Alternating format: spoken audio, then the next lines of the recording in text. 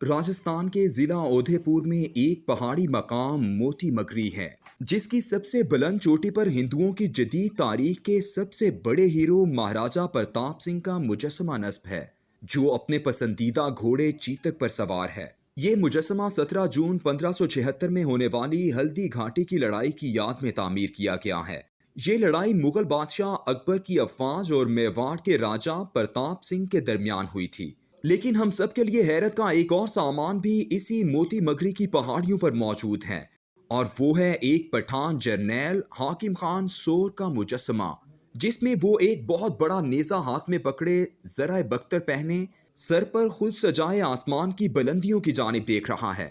یہ پشتون جرنیل حاکم خان سور رانا پرتاپ سنگھ کی ان ہندو افواج کا سربراہ تھا جو بظاہر ایک مسلمان بادشاہ اکبر کی فوج سے لڑا تھا۔ اکبر کی مسلمان فوج جس کا جرنیل راجہ مان سنگھ تھا، حاکم خان سور کے ساتھ 2000 کے قریب ایسے وفادار پٹھانوں کا دستہ تھا جو اکبر کی فوجوں کے ساتھ لڑتے ہوئے ہندوؤں کے نزدیک سورگ باش اور مسلمانوں کے نزدیک شہید ہوئے تھے۔ حاکم خان سور کا سر کاٹ کر اکبر کی مسلمان فوج میں گھمایا گیا تھا، اسی لیے اس کی قبر ہلدی گھاٹی میں ہے اور اس کے سر کی قبر رختلائی میں واقع ہے۔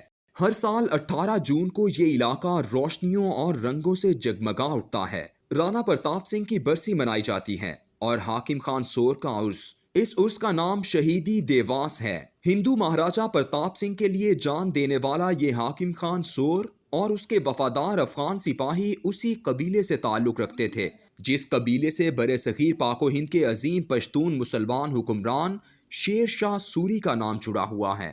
نسل، زبان اور رنگ کے ایسے بے شمار حوالوں سے برِ صغیر کی تاریخ بھری پڑی ہے۔ احمد شاہ ابدالی جس نے جدید افغانستان کی بنیاد رکھی، اس کا برِ صغیر کے مسلمانوں پر ایک احسان یہ سمجھا جاتا ہے کہ وہ شاہ ولی اللہ کی دعوت پر مرہٹوں سے لڑنے کے لیے ہندوستان پر حملہ آور ہوا اور اس نے ہندو مرہٹا راجا شیوا جی کو 1761 میں پانی پت کی تیسری لڑائی میں شکست دے کر آج سے تقریباً 300 سال قبل ہندوتوا کا خواب چکنا چور کر دیا۔ لیکن تاریخ بہت ظالم ہے۔ اسی احمد شاہ ابدالی کے مقابلے میں ہندو شیوا جی کی فوج کا ڈیپٹی کمانڈر ایک پشتون مسلمان ابراہیم خان بھی تھا جو اپنے 2 بیٹوں اور اپنے وفادار قبیلے والوں کے ساتھ بے جگری سے لڑا، شدید زخمی ہوا۔ احمد شاہ ابدالی کے ایک جرنیل شجاع الدولہ نے اسے گرفتار کر کے احمد شاہ ابدالی کے سامنے پیش کیا۔ احمد شاہ ابدالی نے اسے تانا دیتے ہوئے کہا کہ تم ایک مسلمان اور پشتون ہونے کے باوجود ایک ہندو مرہٹے کی فوج کے لیے لڑتے رہے ہو، تم اس پر شرمندگی کا اظہار کرو اور معافی مانگو تو میں تمہیں اپنی فوج میں اعلیٰ منصب عطا کر دوں گا۔ ابراہیم خان کا جواب اس کے بقول پشتون ولی اور پشتون روایات کا علم بردار تھا کہ میں اپنی آنے والی نسل کے لیے بے وفائی کا تانا چھوڑ کر نہیں جاؤں گا۔ اس کے بعد اسے اذیتیں دے کر قتل کر دیا گیا۔ دکن کے ہندوؤں کی کہانیوں، گیتوں، فلموں اور ڈراموں میں ابراہیم خان کا کردار ویسے ہی زندہ ہے جیسے مسلمانوں کی تاریخ میں احمد شاہ ابدالی کا کردار۔ میں تاریخ کی ایسی غلاظت مزید کھنگالنا نہیں چاہتا۔ تاریخ بہت ظالم ہے۔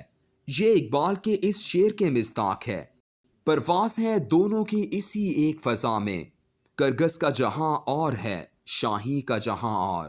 محمود خان اچکزئی صاحب نے لاہور میں جس جنگ کو افغان وطن اور برطانوی استعمار کی جنگ بنا کر پیش کیا، اس جنگ میں ان کا اپنا اچکزئی قبیلہ 2 حصوں میں تقسیم ہو گیا تھا۔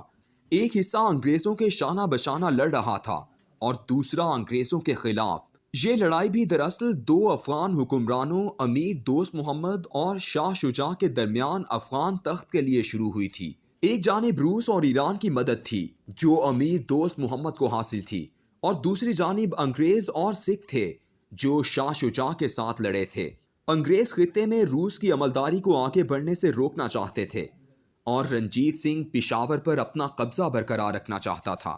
مارچ 1838 میں انگریزوں نے امیر دوست محمد کو اپنے سفیر برنز کے ذریعے یہ پیغام بھیجا کہ وہ روس اور ایران سے تعلقات ختم کرے، پشاور کی آزاد حیثیت کو تسلیم کرے اور قندھار میں شاہ شجاع کی عملداری کو مانے، تو پھر انگریز سکھوں سے بات کر کے اس سے ایک پرامن معاہدہ کر لیں گے۔